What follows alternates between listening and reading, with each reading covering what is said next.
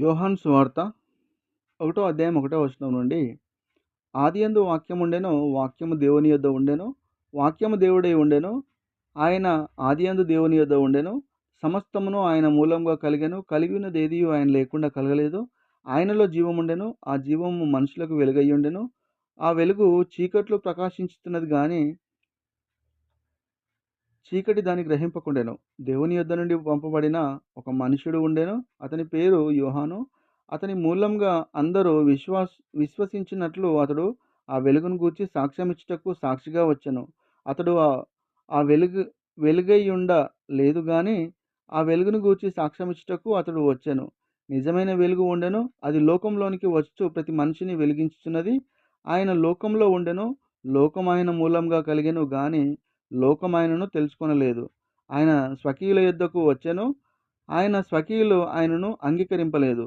తన్ను ఎంద ఎందరంగీకరించితిరో ఎందరంగీకరించిరో వారికందరికిని, అనగా తన నామమునందు విశ్వాసముంచిన వారికి దేవుని పిల్లలగుటకు ఆయన అధికారము అనుగ్రహించెను.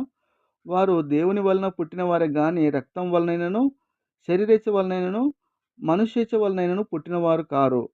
ఆ వాక్యము శరీరధారి అయి కృపాసత్య సంపూర్ణుడుగా మన మధ్య నివసించెను. తండ్రి వలన కలిగిన అద్వితీయ కుమారుని మహిమ వలె మనము ఆయన మహిమను కనుగొంటిమి. యోహాను ఆయనను గూర్చి సాక్ష్యమిచ్చుచు, నా వెనుక వచ్చువాడు నాకంటే ప్రాముఖ్యుడు గనుక ఆయన నాకంటే ముందటివాడాయననియు, నేను చెప్పినవాడు ఈయనే అనియు ఎలుగెత్తి చెప్పెను.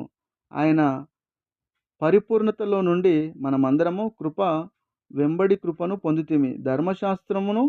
ధర్మశాస్త్రము మోషే ద్వారా అనుగ్రహింపబడెను. కృపయు సత్యము క్రీస్తు ద్వారా కలిగెను. ఎవ్వడును ఎప్పుడైనను దేవుని చూడలేదు. తండ్రి రొమ్ముననున్న అద్వితీయ కుమారుడే ఆయనను బయలుపరచెను. నీవెవడవని అడుగుటకు యూదులు యెరూషలేము నుండి యాజకులను, లేవీయులను యోహానునొద్దకు పంపినప్పుడు అతడిచ్చిన సాక్ష్యం ఇదే. అతడు ఎరుగననక ఒప్పుకొనెను. క్రీస్తును కానని ఒప్పుకొనెను.